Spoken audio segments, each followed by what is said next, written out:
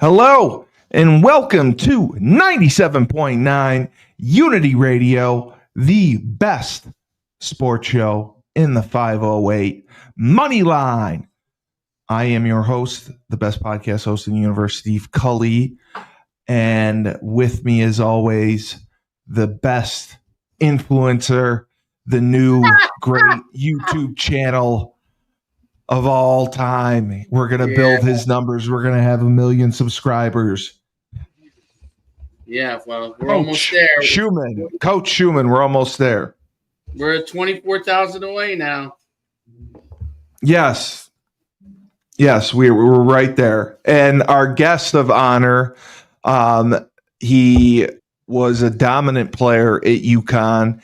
He has a Super Bowl ring, played several years in the NFL, and now he is the owner of Pro Level Recovery down in Georgia, Mr. Andrew Adams. Andrew, hello. What's going on? Thanks for having me. So first off, I just wanted to get your thoughts because you are a former New York Giant. They are playing disastrously bad this season. I watched the second half of the Carolina game. So what are your thoughts on the Giants in general? What are your thoughts on the team? On the Giants or on the current team? The current team. Oh, I guess their record reflects, I don't know, their play. You've watched them. Do you think they haven't played the best, right? Yeah. I'm just not a big negative person. Sorry. No, I get it. Yeah. I get it. You don't want to talk poorly about them, right? Because you were part of the organization, and I get that. I get that completely. But as far as you see with like Daniel Jones and some of the issues on defense, do you think it can be fixed? Do you think there's still time that they can rectify some of the issues that they're having? What is your definition of being fixed? Well, offensively, they don't score points. Daniel Jones struggles in the passing game. I think Neighbors is playing great. I think Slayton's doing a good job. I think they found a great running back in Tyrone Tracy Jr. It's just they haven't put it all together. Yeah, so it sounds like there's other people doing great except for the quarterback. Yes, it does sound like there's other people doing great besides quarterback. He's put me in my place already. You're right. My question is, Andrew, for you. Did you have Nick? Was Nick Rapone coaching when you were with Tampa? That is my guy. That's his guy. Yeah. That was my defensive coordinator when I played at UConn. Oh wow. Okay. Yeah. Awesome guy. Great guy.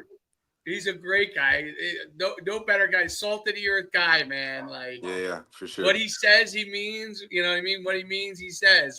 Oh yeah, he's the ultimate professor, teacher. I would say. Yes. I wanted to ask that because I saw you with them when they won the Super Bowl, and I know Nick's been with them for a long time. I'm assuming he's still there. I don't know. Yes, he's still there. Yeah, he is. He is still there. He's still there. I haven't talked to him in a couple of years since once I stepped away from when I was an agent for 6 years with so I talked to him obviously every year. He'd bring guys up, but yeah. I was curious if you played for him. Yeah, I did. Yep. For I think that was 2 years. 2 years. Yeah, we still talk probably twice a year. Definitely during the season and probably 1 or 2 times in the off season. He's amazing. He always gets back to you no matter what. That's just how he is. I've been around a long time, you know what I mean? And not every coach you play for is like that. He's like that. He is a great guy. So I interrupted your questioning about the Giants. I was just curious as to that there. The Giants, Summary: Giants stink. Daniel Jones doesn't complete enough passes. No, I mean it's just hard. It's just hard to watch. It's because he mentioned they were one of his favorite organizations to play for. He's been with them a couple times before he went down to Tampa. So I asked, because he had spent time with them. Right. And they're not doing well right now. They've had a few front office changes, coaching changes, right? Yeah, no, they have. They went to Dayball and they went to Joe Shane as the general manager. Did you have any thoughts on Saquon Barkley? Whether letting him go was the right move, or should they have tried to retain him? Obviously, if you have a good player like that, why would you let him walk out the door? That's me, Yeah. right? Yeah. At the end of the day, it's chips in the bucket to the owners. I understand it's a business. Try to get most bang for your buck. Salary cap. This guy's cheaper. That guy's cheaper. Yeah. Right. But that's the NFL. And that happens so many other situations too, right? You think you can get something better for cheaper or replace, et cetera. But, the grass isn't always green on the other side. Really, invest in what you have almost. Rosters always turn over. That's the NFL. Try to retain as much of the roster as you can and, get better that way. No, I agree. I agree with you wholeheartedly. I wanted to ask also about the New York Football Jets. The New York Football Jets. They've been down as late. Do you see them? They picked up Devontae Adams. Do you see them? Getting Breece Hall involved more with them offensively and catching fire, turning things around in the division and making a run at either a wild card spot or they'd be a wild card spot at this point. Do you think they have the capability to do that? I'm not saying they can't, but if I was a betting man, I wouldn't bet on it. I would say that. Obviously they have good players, like you say, Breece Hall, Devontae Adams, Garrett Wilson, Aaron Rodgers. But you still have to go out there and play and prove it. It's the NFL. Everybody's Right. good. Just because the guys on the other side of the ball aren't, named Devontae Adams doesn't mean that they aren't just as capable of playing at as high of a level as Devontae, right? Or Aaron or the other guys. So, just because, these names, pop up on the ticker doesn't mean that the team's going to be good. So, yes, Yeah, I hear you. They can get it together, but they haven't shown that they're going to get it together. So I'm going to go with what I've seen versus what can be, so to speak. Right. That's a big thing. That's the thing that they seem to lack, the Jets, so you can put all the stars together, and if there's not a chemistry, obviously the coach got fired mid-season. That has an impact on the defense, especially since he was a defensive guy, right? So now you have the defense maybe not quite as bought in, and things don't go well, and people are still people, you know what I mean? So even though they're obviously pro athletes, it's a thing when things aren't going well. Who's going to be the unifying person in that locker room, right? Because the head coach is an interim and the offense isn't clicking. And to me, it looks like Aaron Rodgers, obviously his release is still lightning quick, but he really, it looks like in his head, he still could move as quick as he used to be able to move, but he really just can't, he just can't, and I don't know if it's the Achilles, maybe it takes a little more time. That's a difficult injury. for him to get back. But he is older. I mean, that part of it, one of the things that made him special is the ability to buy time and get rid of the ball. And it looks like every time he has the opportunity to buy time, he's getting sacked and having a hard time getting rid of the ball quick enough. And that has an impact. I mean, it is what it is, right? Football is, as you know, is a tough sport, right? As you get older, it gets harder and harder to keep the body, where you were and to continue to get better. Yeah, I agree. I mean, mobility definitely plays a factor, age and coming off an injury, right? So, he's not, 25, even 30-year-old Aaron Rodgers, right? So you have to take that into account. I also wanted to ask about your old squad, the Tampa Bay Buccaneers. Baker Mayfield comes in. He's kind of the surprise of the league. Last year he has a great season, signs a contract, and they're fighting, they're battling in the NFC South. They've been down with some injuries to their receivers, but do you see them eventually making a run when they get healthy and potentially winning that division, the NFC South? I think they can win the division. Obviously, the two receivers going down hurts a lot.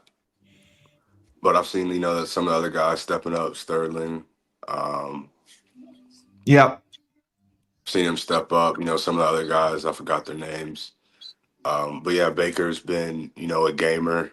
He'll put, some bad stuff out there every now and then, but he also makes some crazy plays, that are game changing, and he can win games. So, and then another thing is they're coached well. So I think when it comes down to it, and they have all their pieces healthy, they can definitely win the division. Yeah, I feel that way too. I feel that way too when they're fully healthy. Dave, what are your thoughts on Tampa? Well, I watched the game the other day, and I mean, they Baker Mayfield. First of all, I think they're overall a pretty good team. I mean, I think they're a pretty good team. I just think the running backs look good. Yep, they're very close to being a really good team. They're very close. Like Baker Mayfield, I don't know if you saw the play, the sequence that he had at the end of the game. A couple of those plays, the play where Nick Bosa is pulling at his arm, he's stiff arm, and he gets rid of the ball. I mean, I don't know why Nick didn't just pull his arm down. I think you're right. Great point. We're saying the same thing. Drop your weight, he goes down. Yeah. Well, I'm curious as to why he did it. I mean, I don't know, the heat of the moment, but you're right. It made it into a magnificent play. That's the first thing I was thinking is he's obviously going to be stronger. But my guess is that Baker must be strong for his body weight. I mean, yeah, he is tough to bring down. I saw him even in the first half. He was getting out of sacks. And I was like, "Yo, this man's crazy." Yeah, he's slapped together. He's not long. He's like a thicker quarterback. Even though he's not that tall, he's still got that thickness to him. So he's not so easy. But I thought they were pretty good. I mean, I've seen a couple of things they've done. I think he's a unique, I don't know him personally, but I think he's just from the outside observing, he's a unique leader, fiery guy, he's dynamic. He does make, like you said, he does make mistakes, and sometimes it costs them but I think it's because he does take chances. This is one of the things that I like versus when you watch, I don't know if the Giants don't let Daniel Jones take a chance or what, but the Giants take no chances. They take no chances. They give themselves no chances to score points, and then it's third down, and then they're going to throw the ball. No kidding, they're going to throw the ball on third down and long. I mean, obviously. So you got to win first. Yeah, definitely winning first down is big. It's a huge deal. Yeah. And it's I wonder. I mean, you played obviously a long time in the NFL, a good amount of time there, and I'm curious if you see, when you were there, where sometimes you're like, like just let this guy go. You know what I mean? It's almost like I would say in coaching, it's like sometimes when you lose a game, when you win a game, it's the players. The players make the plays. You let them play, right? Yeah, Sometimes when you lose a game, it's like you're trying to rely on your coaching ability instead of trusting the guys to make plays that you're paying a lot of money to, right? You're paying a lot of money to these guys. Let them make plays. yeah. I'm not sure about. I mean, like the quarterback position is a little tricky. I mean, I played it Right. in high school. But at the professional level, I can only see it from a defensive back perspective. And at safety, I have a pretty, decent perspective of the quarterback position. And so I would say certain quarterbacks, a lot of young quarterbacks, they're gonna do what I would say is in the playbook, right? Um, so you know you can tell by formation and tendencies, kind of where the ball's going to go, right? Um, so that's a lot of the quarterbacks. There's other quarterbacks like Patrick Mahomes and Lamar Jackson, where you know if you're in cover two, you better stay in your deep half because even if there's a certain play that they're running, there's a chance that he might do something else, right? So, a lot of the quarterbacks really have to play by the book. And when you get certain defenses who, communicate well and kind of know what they're doing, study film, it's really tough sledding for those quarterbacks. Hmm. So that's why you really need a that guy at quarterback to make those deep runs, I would say. I wanted to ask, I know because we have you for a limited time. Um, you know, New England and Chicago, it's very difficult when you have rookie quarterbacks. And we got to see two of the top three picks battle it out on Sunday. And New England shockingly came out with the win. Drake may be for real. Um, what were your thoughts on Drake May, Caleb Williams? I didn't watch too much of that game, but I've saw the highlights, and obviously they've been showing a lot of Caleb Williams highlights versus Drake Mays. Because I guess it's just been so bad they haven't scored a touchdown in 3 games, or he hasn't thrown a touchdown in 3 games, or he's been sacked I don't know how many times. So yeah, that looks bad. So I can answer that question. And Drake May, the highlights look like he was able to score some points, move the offense, and he surprised a lot of people. Um, Right, right. is that kind of because I wasn't able to really, really watch the game, but Yeah, I mean, he was very efficient. He was smart with the football. He didn't turn it over, and I think that's what makes the difference. Chicago is regressing, unfortunately. But I mean, Drake only passed for 184 yards, but it was more than enough to to win the game for him. And the Patriots haven't won in like 6 weeks. So it was a big win for them, a nice. big step back for Chicago. Um, that's what I saw. I don't know for sure who the better quarterback is right now. Drake, I mean, Caleb Williams obviously has more experience for the games that he started. Dave, you know quarterbacks pretty well. Well, What I mean, would I you think it's say too about early that? to say who somebody's better than the other one, right? Yeah, I no, it think is. It I think is. you need more time. They have different skill sets, right? So what you say Caleb is better outside the pocket than May is, but so it's just really too early to tell. They haven't fully developed to say one is better than the other, I would say. I got you. I got you. Dave, what were I your mean, thoughts you can say Drake may look better, I would say, for than this Caleb game? Williams, right? But also coaching goes into a factor, teammates go into a factor. all that play calling style. Yeah, no, for sure. You got to prepare. You got a game plan. You got a game plan around the talent that you do have. So I totally agree with that. And I think that New England went in with a better game plan for Drake May to simplify things for what he could do and be efficient with. Mhm. And I think he's going to do well. Dave, your thoughts? Yeah, I mean, look, you know how I am about quarterbacks. I always think that everybody rushes to judgment on, especially the young quarterbacks, way before we really know what they can do, and obviously,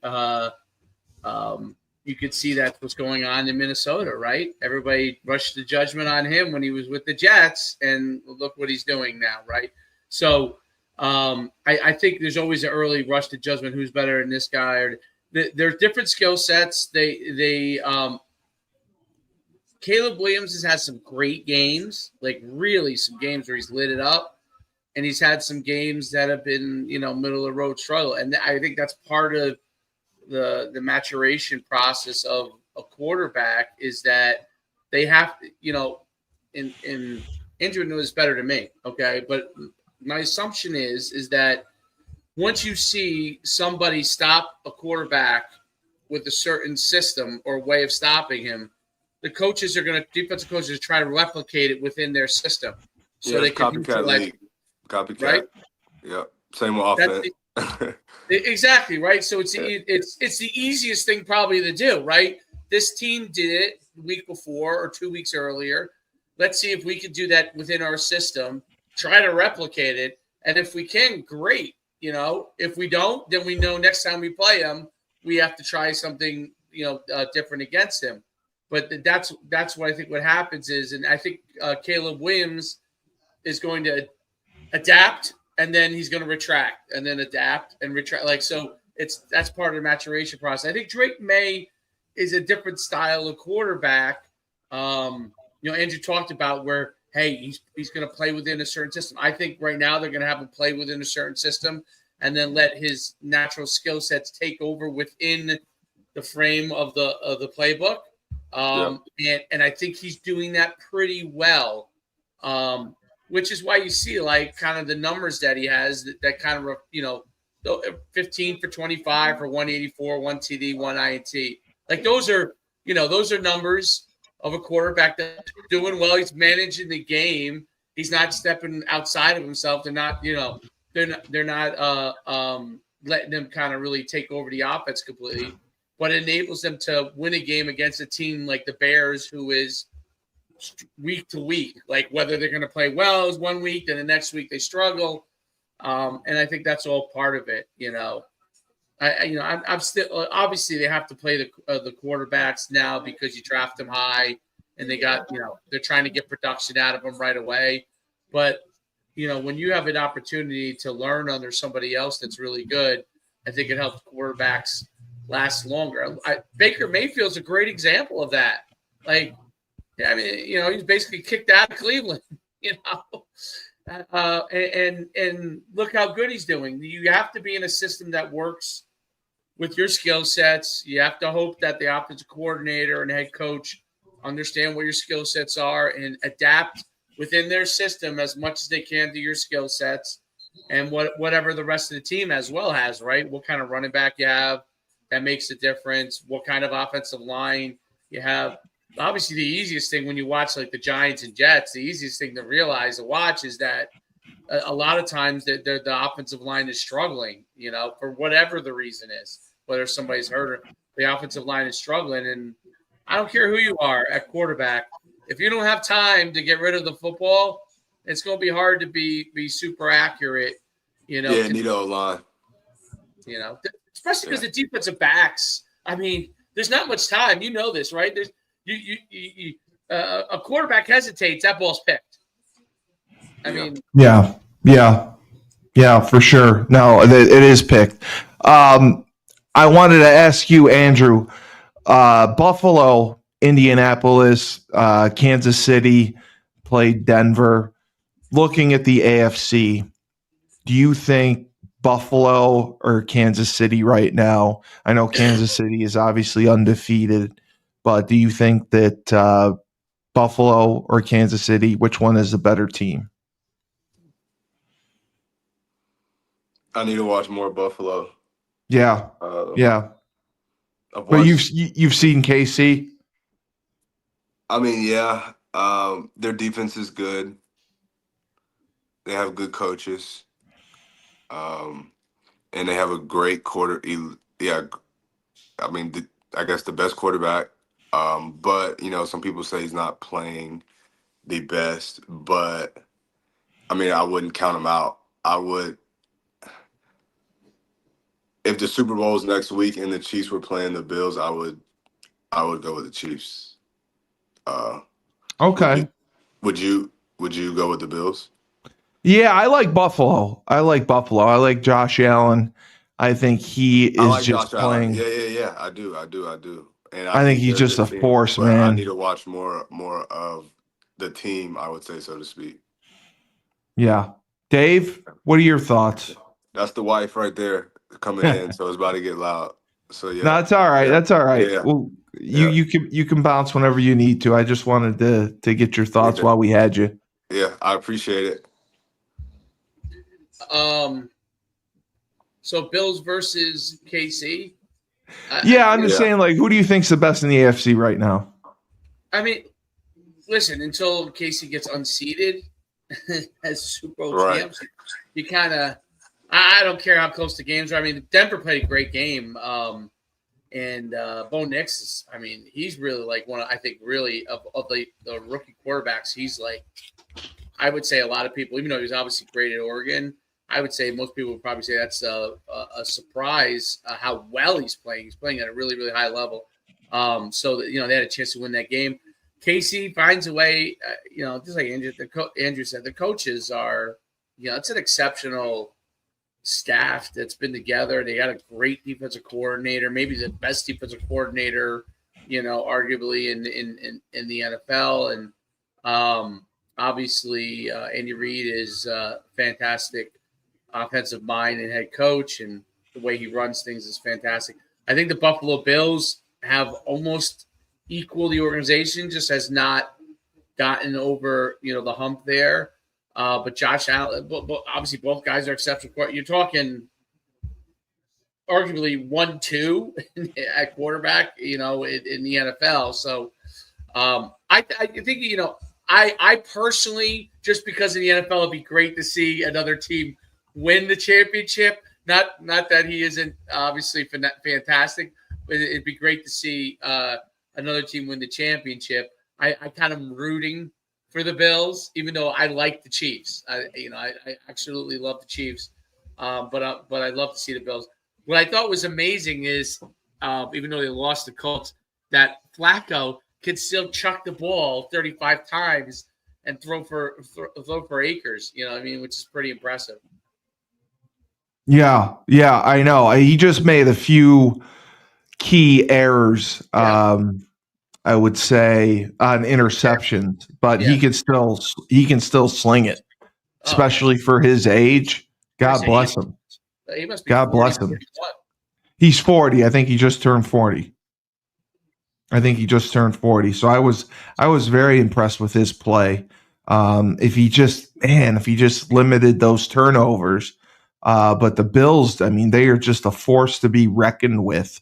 Yes.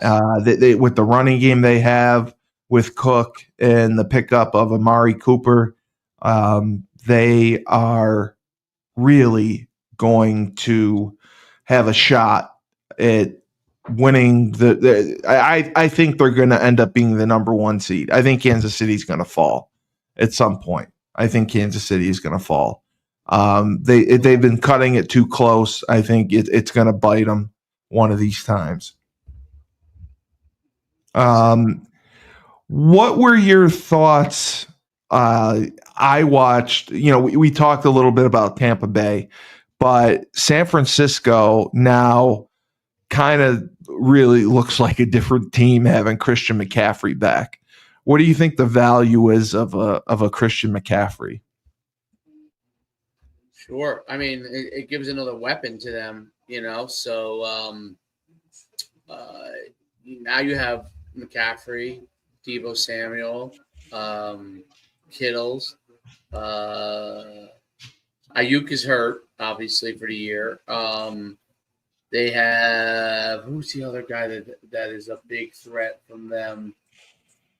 Oh, but those guys alone are really, really difficult guys to stop. And the more weapons you have, the harder it is to cover, right? Who do you pit where? He's able to run the ball. He obviously catches the ball out of the backfield. So, I mean, look, if San Francisco is going to be a tough team to beat. That game was wild. Did you see what happened at the end of that game? I did not see what happened at the end of the game. So, after the kicker missed the third field goal that he missed 3 field goals in the game for San Fran. Deebo Samuel went over and punched. Oh, yes, I heard about that. And the long snapper went after him. And the kicker actually held grabbed the long snapper and said, "Stay focused." Basically, don't fight, Deebo here on the sideline. But he went right after him. So he got a cheap shot at him, and then the long snapper, without hesitation, went right after him. It was about to be a brawl on the sideline. I know. I did see that. And then he goes and kicks the winning field goal. The game-winning field goal. Yeah, that's right. The funniest of all. That's right. Deebo Samuel did an interview Deebo after, right? And Deebo Samuel basically says, "Yeah, they got some. It's good to see they got dog in. They got some dog in them. They went out there and after I got after them, they basically went and kicked the field goal to win the game. So he was basically taking credit for punching them and getting them right." Yeah, of course. It's all because of him. It's all because of him. He's a motivational speaker. I thought that was hilarious. I did see that. And I thought it was just good to see Christian McCaffrey back on the field. Now, unfortunately, I have to bring up something that may be slightly unpleasant for you. The Philadelphia Eagles happen to play the Dallas Cowboys. And Philadelphia, I would say, had their way with the Cowboys, winning 34-6. Jalen Hurts passed for 202 yards. Saquon, he had 66 yards in the running game. He contributed in the passing game. Dallas, I mean, just not living up to expectations. They were a 12-5 team last year, and this year they just cannot seem to get it going. Saquon Barkley is almost at 1,000 yards after 9 games. He's at 991 yards. He's averaging 5.8 yards a carry, and he scored 6 touchdowns. The only guy that surpasses him right now is Jalen Hurts. Jalen Hurts has 10 rushing touchdowns, but Saquon has 6. But just you got to go with the value of Saquon Barkley. And what are your thoughts on what's going on with the Cowboys? Well, the Cowboys are terrible. You're going to admit that they're terrible? Absolutely terrible. So they got no run game. They have I don't know what's going on. It feels like they've lost confidence in the system. I don't know exactly what the issue is, but Micah Parsons talked about it briefly in his interview after the game. I mean, he basically said, Mike McCarthy's not doing a very good job, and then he basically said after that, he said that was not what he said, but he actually, it's recorded. It's recorded what he said. Oh, Frank Cristiano's down below there, but it's recorded what he said. He is live from the Dominican Republic. What's on? Am I on? Can you hear me? Yeah, we can hear you. We can hear you. We can hear you. Just try to lean in a little bit closer to the phone. But yeah, you're good. You're good. Absolutely. I Maybe I can make the volume up a little higher too. Let's see. That should be better. Okay. I Yeah. can't believe it. I can't believe it. We have him from the Dominican Republic, and he put. It looks like you just completed. It looks like you just completed an assassination. The way you're, it's dark in the background.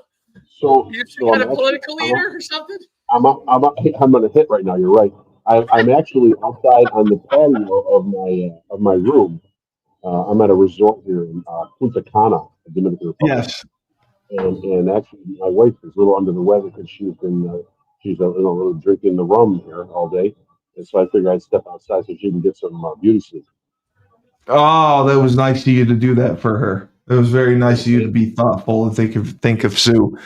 And I'm sure you're enjoying yourself. Are you coming back Thursday?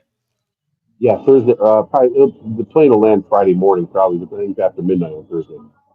Did you get a report of the job I did as the PA announcer for the New Hartford game? I heard it was a total failure. I'm not sure if that's correct. It's been spread all over the internet here in the Dominican Republic. Steve Cully, total failure, PA announcement. Yes, I was a hit. I had everyone fired up. I loved it, and they got quite the squad there. They got quite the squad. I like the Vitullo kid. I like Peyton Way. I like the Garcia kid, and the Garcia kid's approaching 2,000 yards in a 9-game schedule. So right, really, and he's not a burner. Well, he is. He's athletic. He can run. He can break away, but he's consistently. They run a lot of power. They run a lot of. I watched it. They don't run. They don't run true power. They run like trap almost, where they pull the guard and they kick out the end, and then the guard goes up, which is interesting. I haven't, and not a lot of people run it that way. Their line is decent. They have two guys that are really good.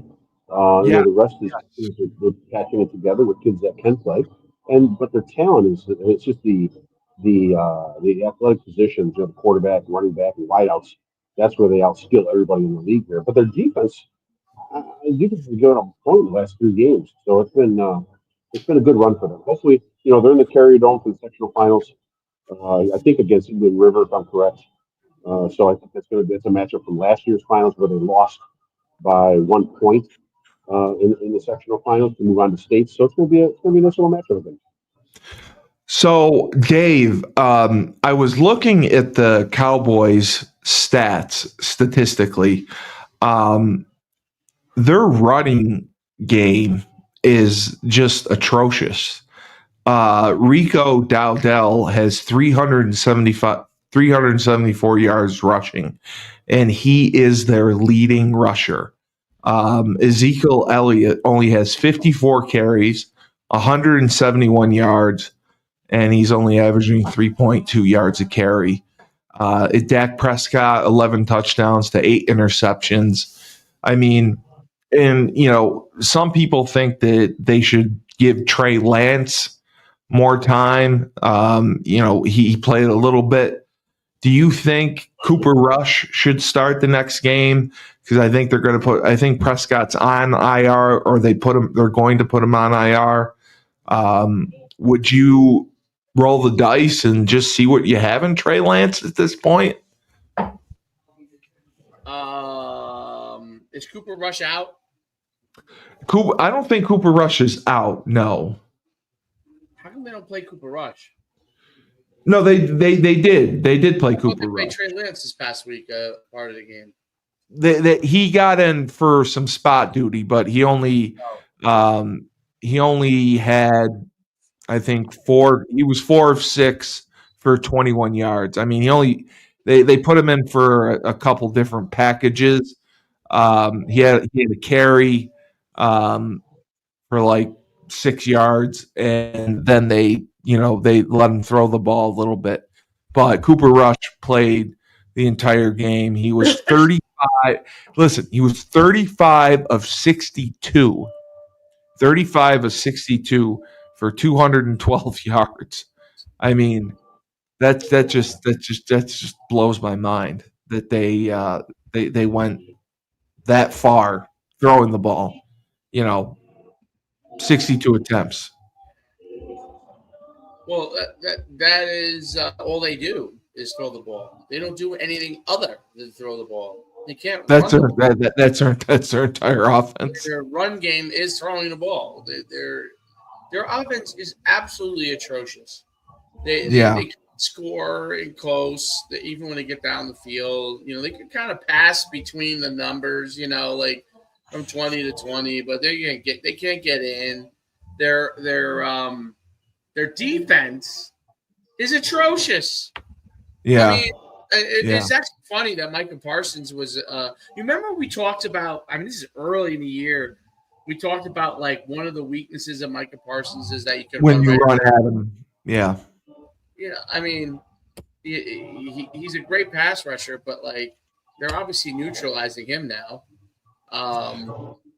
He still has sacks, and but as far as to me, you got to be a complete player. You didn't run at Lawrence Taylor. No. Oh, by the way, he was going to sack you if you tried to pass. Yeah. Oh, yeah. He was going to get to you. I did have. I spread some misinformation. Cooper Rush was 13 of 23 for 45 yards. He averaged 2 yards of completion. I mean, wonderful. But don't you think that what's the harm in giving Trey Lance? I don't think there's any harm. A little action. They might want to grab somebody out of the stands, see if he can throw. I think you're. It's time to pack it up. Time to pack it up. Call it a season. Get out as soon as you can. Get a high draft pick. Rebuild. Maybe fire your general manager and your owner at the same time, and start anew. Jerry Jones fires himself. As bad as the Giants general manager has been, and we've seen the tragedy that he's put onto the Giants, I think Jerry Jones ranks high up there with how he just stood pat and expected this team to return and be more successful than where they were last year. After you saw what happened in the first round playoffs, horrible. Yeah, I mean they were 12-5 and they got annihilated. And the reason their defense is terrible is because they're not in a good mental state as a team. I mean, I'm sure there's in locker room grumblings. I'm sure there are people that aren't giving their full effort out there right now because the season's been lost. So, realistically, I think they're better than what they're showing on the field. But I think coaching continuity, which, McCarthy's there. How is he stuck his finger in the dike to stop the bleeding? The owners, he's totally out in left field. He doesn't know what's going on. So really, where are the players getting their guidance from? Their position coach? I have no idea. So I think that's another reason his team continuity is out the window right now. Right. Now it's disappointing to see the America's team, and now it's your turn. I have to mention some news that may disappoint you. The Washington football Commanders / Redskins. I know you've been you're back on the reservation. They took a loss. They took a loss this past week, and it was a bit of a surprise. And people are beginning to throw the Pittsburgh Steelers in Super Bowl contention, playoff contention, all that good stuff. What were your thoughts on that game? Well, I mean, first off the bat, Pittsburgh has proven this year so far to be a solid team. And now I think Russell Wilson has reawoken himself a little bit to actually give them a little more downfield presence, besides just relying on the run and defense. Number one, I mean that game. I actually watched that in a sports bar here on the resort, and it was horrible because we had to watch it in the red zone. They don't have any kind of direct NFL package here, so we just had to watch the red zone channel and catch information bits here or there because everything's soccer down there anyways. But I think Washington really had their chances. The fourth down call where Ertz, my God, I mean, he had the first down. I don't know how they marked that. I don't know how they're going to review it. I don't know what they're not seeing. So that really hurt because they had a chance to go up. They're only down by one. Then the offsides that gets called on the Skins, which gives Pittsburgh a first down, seals the game. Brown dropping a touchdown in the first half in the end zone. All these things seem to add up. So if you're really on the cusp of being a championship team, those things have to be lock solid as total successes for you to have success. Now, granted, they're 7-3, man. They're probably still the best team in the East. If not, they'll be a playoff contender without a doubt. And you got to give the Steelers credit. I mean, they scored enough points to win. Both teams scored enough points to win. Back and forth. The 1-point game. It is what it is. It's a great game.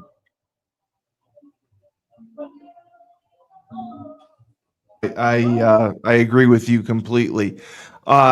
Dave, what were your thoughts on this? Pittsburgh, Russell Wilson is looking like the Russell Wilson of old. He's executing the play action passing game very well, throwing the ball sky high. He's very efficient. They're running the ball well. They're playing tough defense. They're looking like the Steelers of old. This was a huge win for them.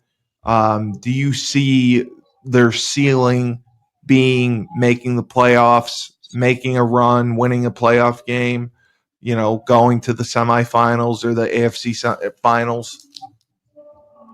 I don't know if I go that far. Yeah. I think they're every year he puts together a team that's a playoff team. I think Russell Wilson has had an exceptional year. I'm guessing Sierra doesn't subscribe to the 4B thing, so that helps him. I don't know if you guys know what that is, but have you heard about it, Frank? They're shaving their heads and they're putting bracelets on. They're abstaining from everything. It's great. Yes, they're withholding sex and everything like that. They're saving America one hump at a time. Yes. So I'm guessing Sierra said no to that, so he's in good shape. He's in a good mood. He's gonna chuck some touchdowns. So but yeah, I think he looks great. He really does look great. He does. He looks rejuvenated. Yeah, quarterbacks are an interesting breed of human being. I think obviously he was one of the better quarterbacks in the NFL. Goes to Denver. That wasn't really a good fit. Let's ride wasn't really the thing. And now he comes here with Tomlin. And it looks like it's working out. He does, when you see it, like, wow, he has that potential. He's a seasoned quarterback in the sense that he's going to be able to make more plays if he's rolling because he's going to be able to see the field. He's going to be able to make more decisions on the field. It's an advantage to an experienced quarterback like him. Obviously, he's still a good athlete. He can still do, some of those things too. And Tomlin's an excellent head coach. I look at it like this. It's interesting. I think the Pittsburgh Steelers are under some pressure to get back to the top. So even though Tomlin has obviously been in the playoffs basically year in and year out, there's rumblings of like, okay, this guy is obviously in a Hall of Fame head coach, one of the best head coaches in the NFL. But I think the Steeler faithful is like, hey, let's get back there because they get into a weird situation otherwise. Like if they make a run, they lose again. He makes the playoffs every year. You're going to be in a situation where it's not like Tomlin's old. He's not old. No, he's not. He got the job. He was one of the younger head coaches. Yeah, he could be there for 10 more years, right? And easily, yeah. They'll make the playoffs every single year. If they're not able to get over the hump, the question becomes do like they ever come to a point where they're going to ever take a risk. I don't ever see it happening. just I don't knowing either. the Steelers and their history of head coaches, they rode Chuck Noll to the very, very, very, very, very end. Until basically he was ready to retire. They probably had that conversation with him that was time to retire. And I think they'll do the same thing with Tomlin. But it's very interesting because this is a team that has probably the capabilities to have a shot.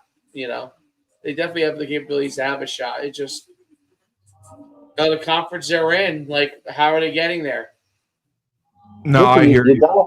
You gotta look at it and you gotta say we talked about the lack of coaching continuity with Dallas. The coaching continuity with Pittsburgh allows for a guy like Russell Wilson to step in and actually be successful. They're solid in what they do. Their plan never really changes that much. The defense rules in that city. And someone like Russell who had some time, it's 36, but he's still got gas in the tank. Yeah. There's a guy who does play action passing, does exactly what they want him to do. So, I mean, I also think right now we've seen that. I think Justin Fields now will be a career number 2 guy. And he'll have a long career. He'll make some money being a number 2 guy, but I think he's a career number 2 guy at this point. I've seen enough film on him right now where he can't find Yeah. number 2 on the field, so he's going to be number 2 on the bench. But I think Pittsburgh's situation is great. It's easier for veterans to walk in there and assimilate really quickly because the plan is already in place. They're not looking for a player to come in and actually be the focus of the entire offense or defense. They're looking for a veteran player to come in and stabilize maybe a position and allow them to have success in the long term. So I think it's a great fit. I think they look good. All right, so transitioning, I wanted to get your thoughts. There was an article on ESPN previewing the 2024 college football transfer portal market. It starts 4 weeks from today, but the difference is revenue sharing is going to be the part of it. Is this going to be the craziest transfer cycle we've seen of all time? Everyone sharing revenue. They get part of the television revenue. So the reported cap, they're going to get $20 million per school that the athletic departments can distribute to student athletes next year. It means so. What did they do? What did they do with that money before? They the never TV got money was always there. The school kept all the television money. Right. The kids never got any of it. So Power 4 programs that can fully fund revenue sharing could be spending upward of $15 million just on their football roster next season. The group of 5 are hoping to spend maybe $2 to $3 million, and what it means for the transfer market.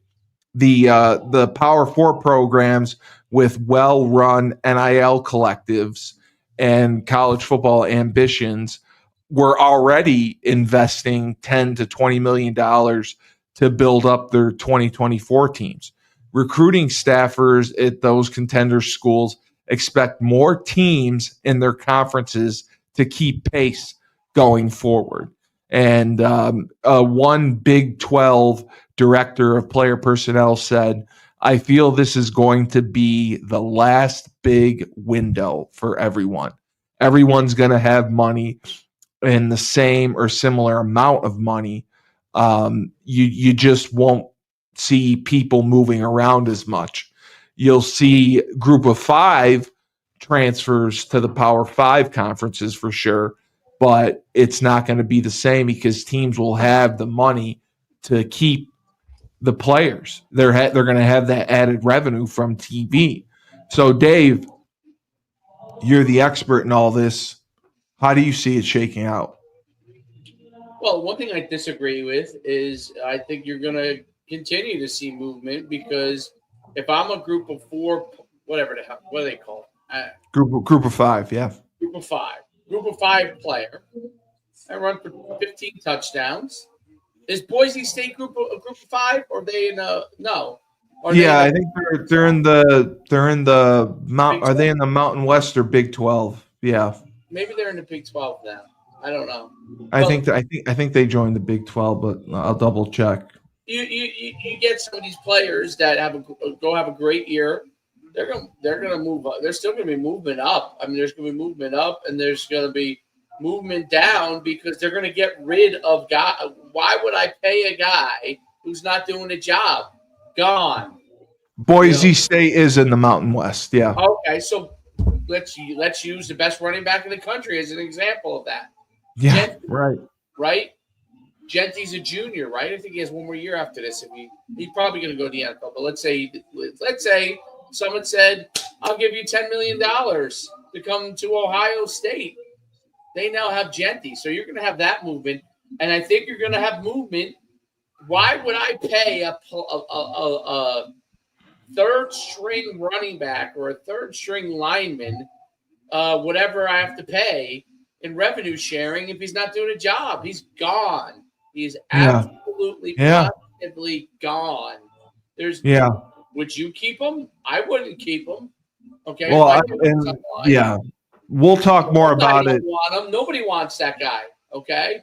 So there's going to be a continuous. This is an arms race.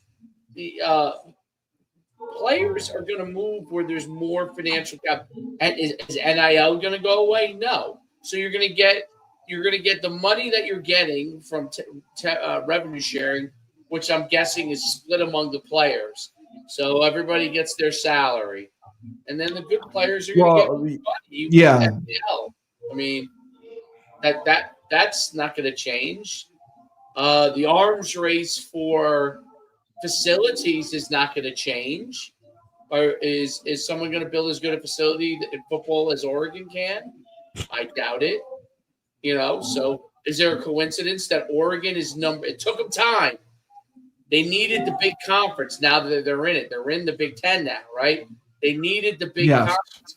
But once Oregon got in the big conference, now the amount of money they have, they're able to do more with recruits because it's a much more of a national presence versus being in the Pac, whatever it was, 8, 10, 12, I don't know. Well, but that's – so is anyone going to compete with them? Compete with Ohio State? Compete with Georgia? Compete with Texas? Compete with Alabama facility-wise? Look. Right. And places like Indiana, who's doing great right now, they're going to have to come up with a boatload of money next year to continue that. It's not going to be a flat thing. I mean, everybody in the country is going to want to hire their head coach, and they will pay any amount of money to get Curt Cignetti. You could bet your bottom dollar that they'll I don't know what they're giving them, 50, 60 million over 7 years. You can bet one of those big schools, wherever struggling, is going to go and say, I'll buy out that contract and then pay him $100 million to get him. That's what's going to happen. No, I agree. I agree with you. There's just so much money now when you combine the collectives with the colleges actually paying kids money based off the television revenue. It's going to be outrageous. Frank, what are your thoughts? Hey, remember when we were doing we were part of a professional football league that was starting up to develop players? Yeah, the NFL? UNGL. Absolutely. Yeah, UNGL. Yeah, we were part of that, remember? Well, basically, that's what college football is. That's what college football is there. I mean, it's all money right now. How can you speculate? I agree with everything Dave said because I have no evidence to not agree with what Dave said. I mean, there's just so many different directions this could go because there's so much money out there. I mean, how do you balance it out? How do you figure how the thought process of? I do think one thing will help. I think winning games will be the only way to make the difference in attracting that top athlete because, unfortunately, even with the amount of money that's out there, kids coming out want to play for a winner. They don't want to go to a team that's 1-9, even if they do have the cash. So I think winning or tradition of winning will make a little bit of a difference to separate the ones from the 1As. But after that, man, like you said, it's the wild, wild west. And when the money flows, it's incredible. And not just players, coaches, staff, everybody's, it's like a roulette wheel. You just drop that ball in there and let it spin around. Where you land, you land. Dave, I would also like to talk with you briefly about the Alabama LSU game. That was just a shocker. Not really a shocker. I'm not big into LSU, but Alabama really took care of business. And LSU actually got fined $250,000 for fans throwing stuff, bottles, debris during the game Saturday night. And Ole Miss got fined as well. But LSU losing to Alabama, do you think Alabama still has a chance in the SEC to win the conference, go to the conference title? Well, of creativity, by the way, of throwing things on the field, Texas Tech, when they played Colorado, threw tortillas. So I thought that was creative. And then Shedeur Sanders signed one of the tortillas. He did? Yes. And he's a temperamental guy. He gets angry about stuff, but in a rare, lighthearted moment after he was mad that they were throwing tortillas on the field, he decided to side one. But anyway, Alabama. So, first of all, I think Alabama looked really good, but I think it was more that LSU looked bad. So that's what shocked me. I actually picked LSU thinking there's no way Brian Kelly is going to allow that team to get another loss. And it looked like the team had nothing to them, especially game was close a little bit early on. There were some tough calls, didn't go their way. But the biggest thing, I couldn't believe I was rewinding the plays when Jalen Milroe was running the QB draws. I was running. I don't know if that was an RPO, meaning QB draw throw, but he took off pretty quick for me to think that it was an RPO. I really think he was really just taking off. I couldn't believe the way that LSU was playing it. They were dropping the inside linebacker into a wide hook to curl spot every time he dropped a pass. All that he was doing was as soon as he dropped, he just took off and replaced him. It was crazy. And they did it every single time this guy was dropping. They were doing like a zone blitz, right? And they would drop the zone to one side. They were manning the other side, bringing but all he was looking, I mean, when you get athletes like this guy is, again, it's amazing how a coach can go at that high a level, can go through a scheme and think that Jalen Milroe can't look at the middle linebacker and see him drop and know, good, he drops to his zone, take off, go. I mean, and when he's taking off, he's a legit 4.40 guy. I don't know, maybe faster. Supposedly he's the fastest guy in Alabama's team. So at 200 and what does he weigh? 220 pounds? Yeah, he's a big dude. Big guy. And he's gone. I mean, he did it over. And once they saw them do it and he scored the first time off of it, anytime they got in a spot, they just ran a QB draw. Literally a QB draw, Frank. A QB draw. It was nothing other than that. Dave, Brian Kelly blows. Yeah, you've never liked Brian Kelly. His staff blows. Anyone that would work for Brian Kelly blows. You're telling me as a coordinator, right? Even as a linebacker coach, anybody, nobody's whispering in his ear, or the D coordinator, hey man, maybe we should spy this guy. Maybe we take a guy and wherever Milrose goes, that's where we go. They didn't have that in the game plan. That would be that would be game plan number one. How do we take away the quarterback and make everyone else have to work harder to beat us? Usually you take away the best thing that team has. Milroe makes that team go, whether you want to believe it or not. I mean, he does. And to not put a spy on that guy, to stop him from the run game, it's stupid. That's why Kelly blows. It makes no sense why they would have been better off taking a chance and playing man and stacking the box for the running backs and Milroe. And just say, hey, you know what? If he's going to beat us passing, he beats us passing. And he can pass, and that's a possibility. But at least you have that to me, see, coaches, man, sometimes they just get in their own way. They do. literally get in their own way. It's like, I have a brilliant scheme. I'm going to zone blitz and fool them. And it's like they don't have – it's like Alabama doesn't have a guy up top in the booth saying, dude, that linebacker is dropping. He's literally abandoning the box every time you go into a pass to the trip side. To the trip side, that guy would get so wide on his – so wide. It's crazy. And the crazy part is, I don't know if this defensive end was doing it on his own or that was their plan, but whatever it wasn't working. The defensive end was going inside. So he wasn't even making him run an actual draw up the B gap, okay? He was actually going inside, blitzing stunting in the B gap, and Jalen Milroe would just come around, and there was literally – you could drive a truck through it. Tom Brady could have gained 15 yards a clip in that. Crazy. And their offense really underplayed. They look horrible. Nussmeier looked terrible. I mean, there's a guy that they touted as, boy, he can't run like Jalen Daniels, but man, he can do everything else. Well, the guy can't hit the side of a mountain in a critical game. So what are they getting out of him? So their offense is atrocious. No, they were for sure. They were for sure. They were daring him to run. They don't let Nussmeier take off. They're daring him to take off. He could have just taken off and ran. It's almost like Brian Kelly just strikes me as a guy that tells, other than Jaden Daniels, because he could obviously do everything and he let him go. He let him be free.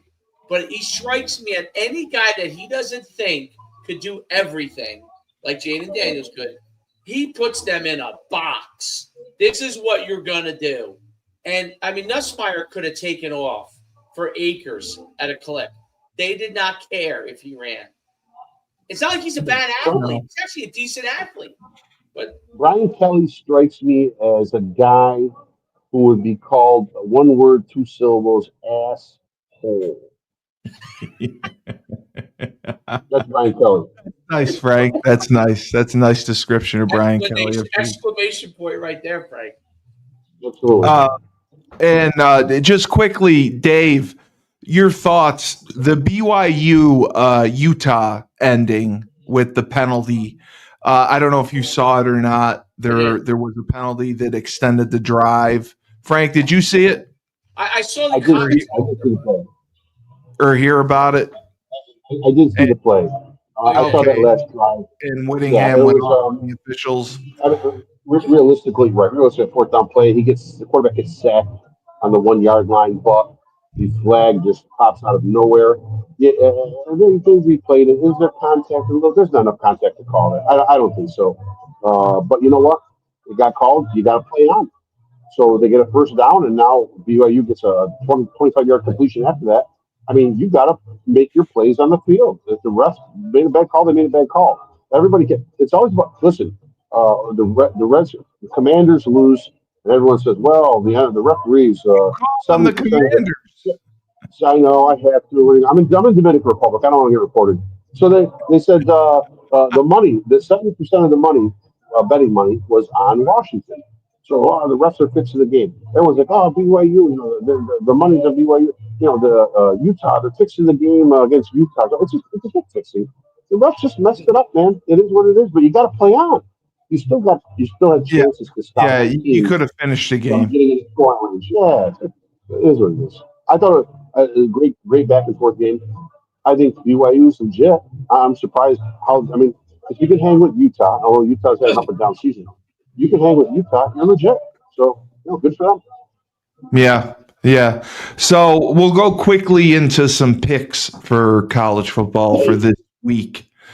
And I was looking, and there's not a ton of great games available to choose from, but I wanted to go with Boston College and SMU. SMU's ranked 13th. BC's coming off a win against Syracuse. It's at SMU. SMU's on the roll. SMU, Steve. SMU. Go on next. SMU's minus 16.5. Dave? Who's SMU playing again? BC. SMU's minus 16.5. Against BC, they're favored by 16.5. Yeah, SMU's ranked 13th in the country. I know that. SMU is legit. I know they're legit. I watched their game against who did Pittsburgh? They might have. Yeah. They're legit. 16.5, I'm not so sure about. So I think SMU will win the game. I don't know about 16.5. Okay. I don't think so. Clemson is at Pittsburgh. Clemson is ranked 23rd in the country. Pittsburgh's ranked 18th. Clemson is minus 10 away going to Pittsburgh. Frank? Trap game here, but I'll still take Clemson minus 10. Clemson minus 10. Okay. I will also take Clemson. And I would have taken SMU as well. Dave, Clemson or Pitt? Clemson. Actually, I changed my pick. I want to go with Pitt. I like Pitt. I like Pitt at home. I like the way they run the ball. I'll take Pitt. And then for our final pick, we will go with, I wanted Utah. Utah is playing at Colorado, ranked number 20th, Colorado. Utah is going to, obviously have a little chip on their shoulder. Colorado is minus 10 at home, and it's actually a noon game at Colorado. So, geez, what is that, like 11 a.m. there? 10 a.m. 11 a.m. start time, 10 a.m.? Yeah. So, Frank, who do you like here? I'll take, if it's a 10-point spread, I'll take Utah plus 10. You take Utah plus 10. Okay. Dave? Colorado wins, but I think Utah covers it. Yeah, very true. I can't believe I'm going to say this because I definitely last year hated on them all year long. But I'm going to go with Colorado. I hated on them all year long. They beat Texas Tech. They took it to Texas Tech. Texas Tech had a big win last week. I was impressed with the way they took it to them. I think they may be good enough. I mean, it's amazing their defense. They turn things around. There's a good example of some good hires. I think it's the beard too. Maybe, but I thought he took. I wouldn't have known that this would have been a good chance to take. But Warren Sapp turned out to be a great person to have coaching the team on the defensive line. You said that, yeah. Not just his knowledge, because from being, but really, obviously, he has the ability to teach it, and he's a motivating person. So I would have been a skeptic of that hire, but it really worked out well. He's got a guy like that. I can't think of the pro guy that he has helping in the offense. I think they're all analysts, but they're coaching the position. Yeah. The offensive line, I can't think of the name of the guy, but he's also a guy that was like a 10-year pro as an offensive. And I honestly, I think that those two positions were the worst positions by far on the field for them, and they are by far the most improved. So, and Shedeur Sanders, I hated on him last year. The things I didn't like, I tell you, he's good. He makes throws. He puts the ball in position, and he's underrated as a runner. He really, really underrated as a runner. He's going to change the way that dads coach their kids from this point forward. Every dad's going to be a college coach now. So, but yeah, no, it really is. I have to go with Colorado. I can't not go with Colorado. I be the contrarian. I'm going to go with Colorado as well. Here's what I'm going to say right now. Mark it down. I don't know what the day is, but the Cowboys at the end of the season will trade Dak Prescott to the Carolina Panthers for Bryce Young and a first-round pick, their first pick in the draft. Then they'll turn around and trade Bryce Young somewhere for some compensatory picks.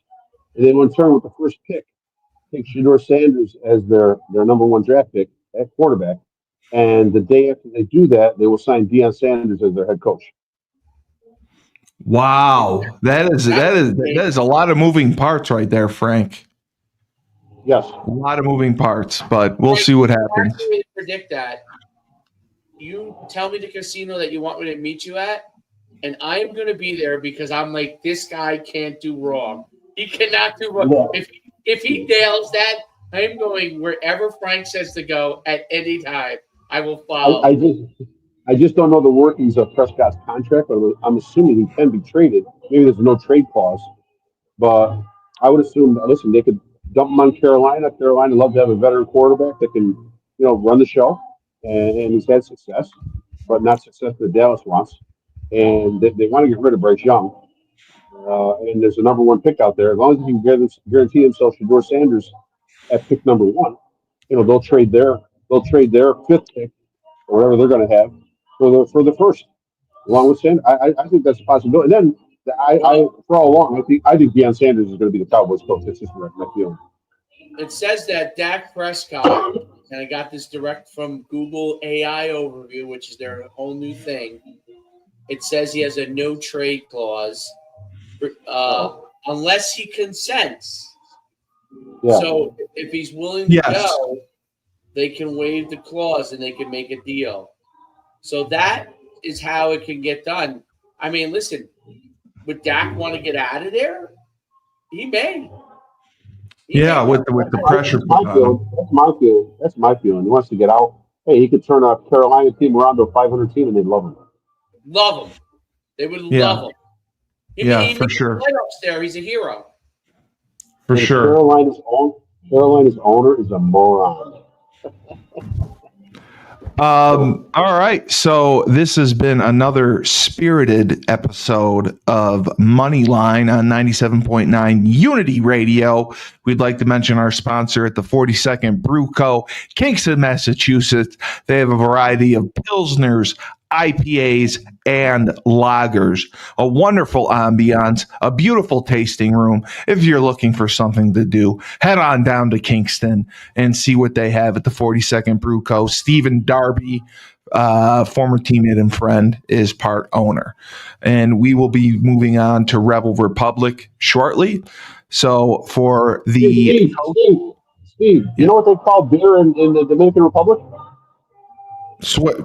No. Cerveza. Cerveza. Frank's in the Dominican Republic. Frank, can I run Tony's for the next 2 days? If I go down there, can I say I'm in charge? No, I have no fire insurance, so Steve, I got to keep you away from that. Dave, don't you think I should be allowed to run Tony's for the next 2 days? It'd be like that show, where they let people run other people's businesses just to see how they do. That show, Chicago Fire. That's what it'd be like. That show, Chicago Fire. Dave, that's not fair. That's not fair. All right. For the coach, Dave Schuman, remember, Coach Schuman, the YouTube channel. This will appear on there. Go to his channel, hit the subscribe button. We have to get to 1 million followers. That is our goal. The Coach Schuman Sports and Entertainment YouTube channel. Smash that subscribe button and you'll win $1 million. So for the coach and the next greatest influencer himself and Frank Cristiano, the self-proclaimed voice of reason, I am Steve Cully, the best podcast host in the universe. This has been 97.9 Unity Radio, Moneyline. Remember, when life gives you lemons, don't make lemonade. Take 2 oranges and throw them.